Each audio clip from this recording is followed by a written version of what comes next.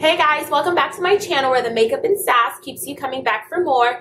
So today I'm going to be reviewing the infamous SubCulture palette. I have it right here. I got my hands on this bad boy at Ulta. Here it is. There has been a lot said about this palette. It has taken the world by storm in a good and bad way. So I am really excited to play with this today. I am a huge Anastasia Beverly Hills fan. So I was really excited for this palette. I am really excited for this palette. I want to see how it works because if you have watched any of my previous videos, you know that the Modern Renaissance is my all-time favorite eyeshadow palette. I use that eyeshadow palette in almost like every single tutorial I've ever even put up. So also be sure to check out those tutorials. So without further ado, let's jump right into this tutorial or review and whatnot. First impressions, everything. And don't forget to subscribe to my channel. Follow me on Twitter and Instagram. All of that is _it's Gilly with 2 Y's.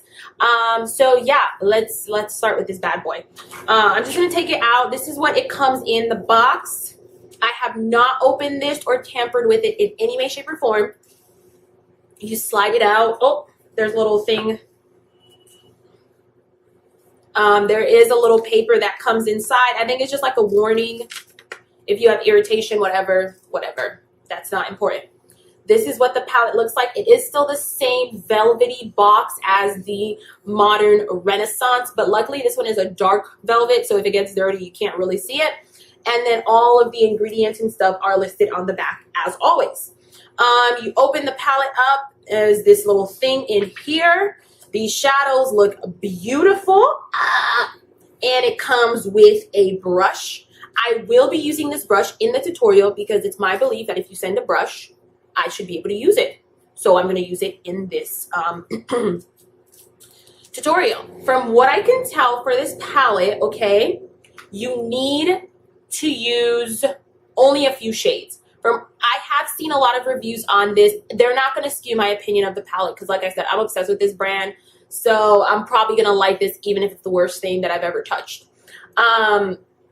I am going to start by showing you guys how I prime my eyelids because I don't want any trolls saying I didn't prime my eyelids properly if something goes wrong. I'm going to first start out with my Urban Decay eyeshadow primer. Okay. I'm going to go in with my all-time favorite MAC Paint Pot in the shade Layin Low. I use this all the time when I do my eyeshadows, so here we go. I'm just going to put that with like a dense brush.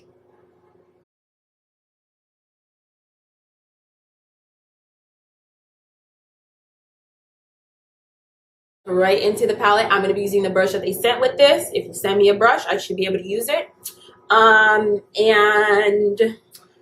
I'm going to go in with the shade New Wave because it's calling to me. It's this yellowy shade here, mustardy, more like it. And we're going to see what happens. I'm going to show you guys me dipping my brush because they said use a light tap, lightly tapping. There is a wee bit of kickback, but the Modern Renaissance also had kickback, so I'm not too bothered unless this is like extreme kickback. I'm going to tap 2 more times, dust it off.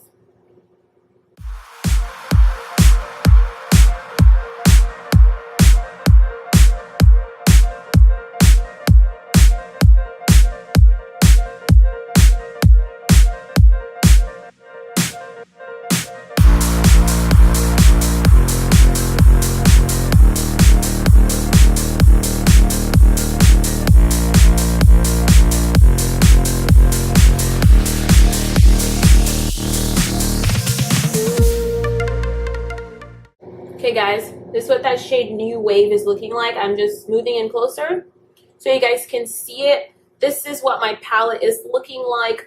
There is a bit of kickback, but what I'm doing is taking that kickback that's on top or as much as I can to like put it on my eye so I don't waste product, because that would be really sad if you had to.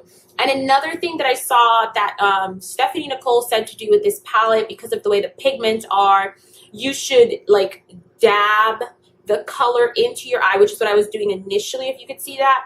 and then blend it out, like blend out the edges, because a lot of people are saying like the palette, the eyeshadows like kind of disappear. But if you do that method, it's supposed to look a little bit better, and it did.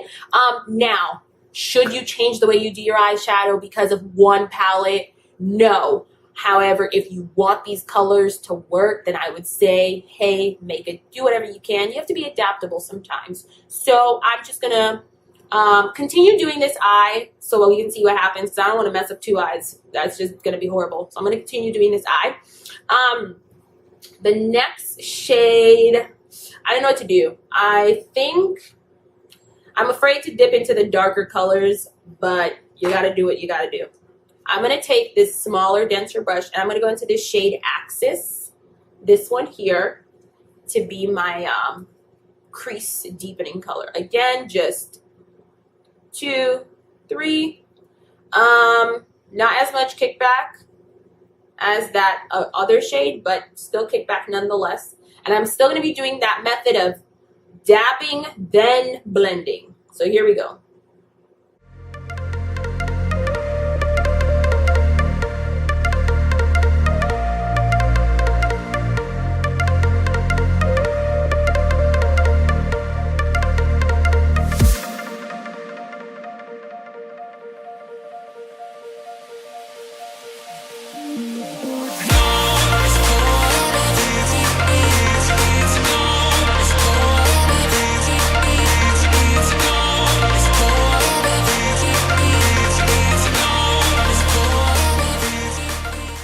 So this is what that shade Axis is looking like.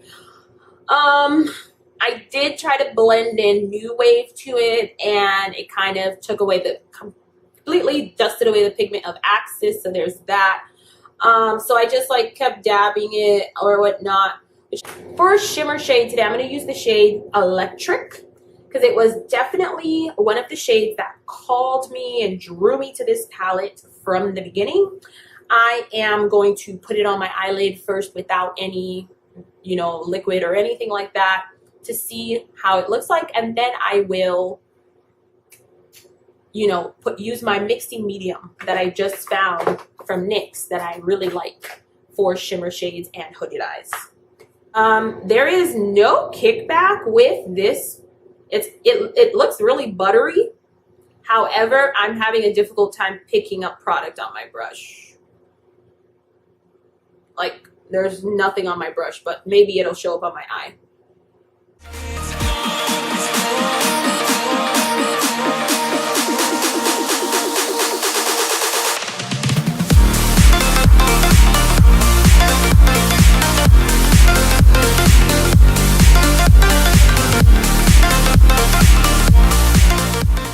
That's what that color Electric looks like.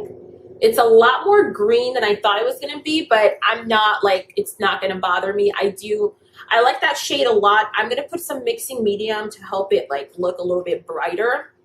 But I like this shade. I do really like this shimmer shade.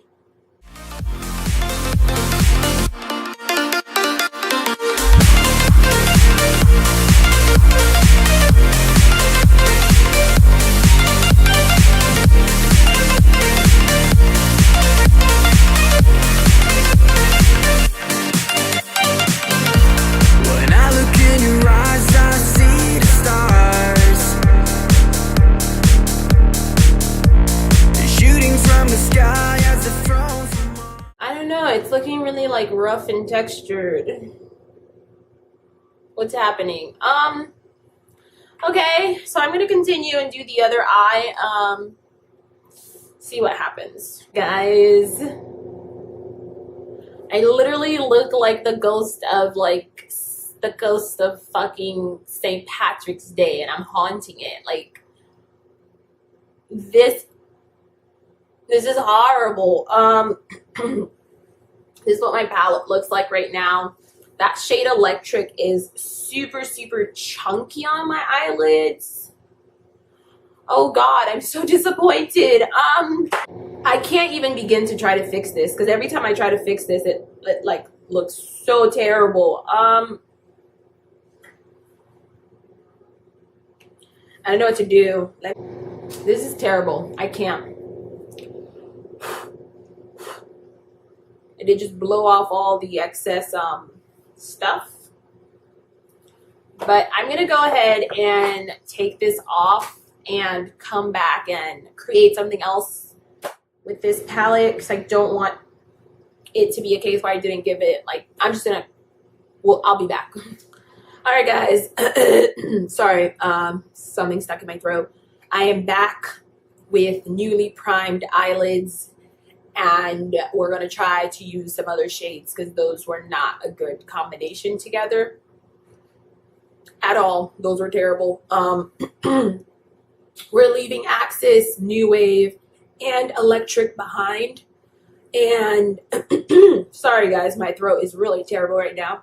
I'm going to go ahead and dip into the shade Roxy. This one did not have as much kickback as the others, so here we go again. Only try to please, don't let me down, 'cause we'll start falling, falling, falling towards the ground.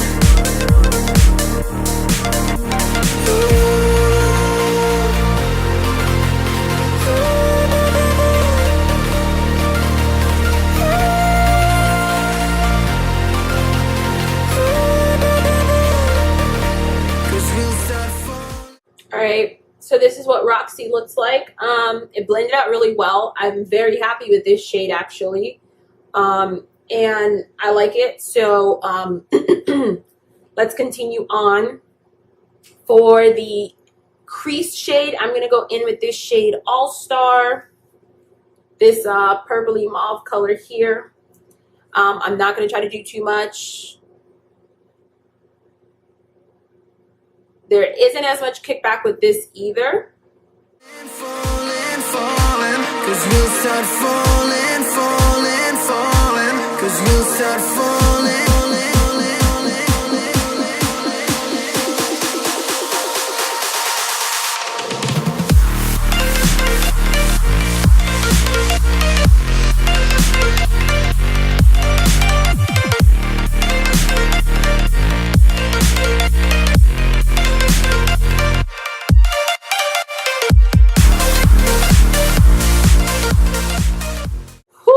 Okay, so these shades worked. Okay, and for the shimmer shade, I'm going to use this bronzy gold color here called Adorn. This is really, really pretty, and hopefully it's not like electric. That was electrifying for real. That was terrible. And I'm going to use the brush that came with it. I'm going to use the other side to see if this works better.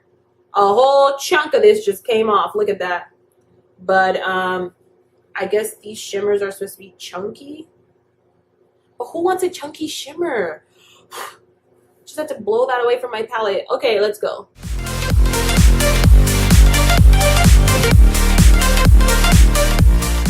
That really didn't give me what I was looking for. So I'm going to spray my brush.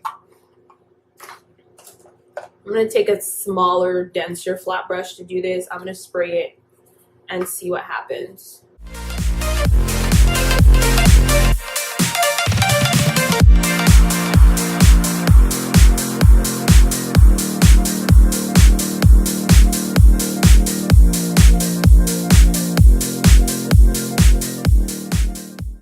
So yeah, that one definitely applied a lot better once I sprayed my brush. I'm going to go ahead and finish my other eye off camera, finish the rest of my face, come back and give you guys my final thoughts and opinions on this SubCulture palette. So I'll be right back. All right, so this is the final look that I ended up creating today. Since I couldn't get the bold, like, dark eye that I wanted, I did go ahead and use, like, this really dark lipstick. This is from Wet n Wild. It's called Emerald City. I really, really like it. So yeah. Final thoughts on this SubCulture palette. Okay, it's bad. I'm not even gonna lie. It's bad. It's really, really difficult to work with. I think that the pigmentation is there. However, it can't be executed in the way that people are supposed to be able to use this palette. I think that maybe if this was a palette that was supposed to be for like super professional makeup artists and it was only supposed to be sold to them, maybe this could be, you know, maybe this could work. But if you're trying to market a product to the general public, to the layman who isn't really experienced in doing eyeshadows, like even I'm not that experienced, like I'm not a makeup artist or anything, then this is difficult to work with if you're not used to shadows and you're trying this out for your first time or something. This is difficult to work with. I did end up creating a decent look. Like, I'm not gonna lie, I do like the way the eyes came out. Those 3 shades that I used really worked wonders for me. But what I am noticing is that the darker shades, I think Axis, Untamed, and Rowdy are not gonna be good to use like together with anything else.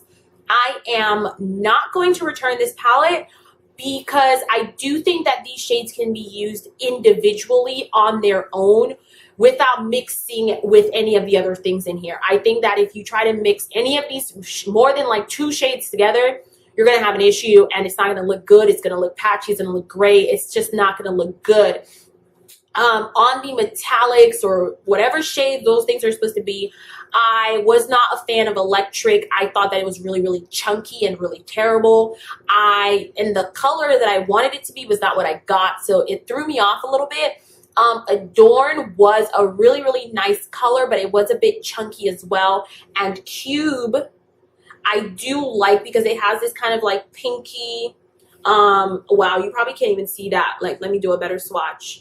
It has like a pinky like iridescence to it, but even then it's not as like pigmented as I like thought it was going to be, so that was kind of disappointing as well. But yeah, that's my final thought on this palette. If you don't need it, I wouldn't say go out and splurge on it. I am actually really sad to say I think this might be like my first like thing that I got that I really don't like on my channel that I'm showing you guys. And I'm sad it's from ABH, but you know what? I'm still going to support them. I'm still here for all the other products they make, and hopefully next time they get this right.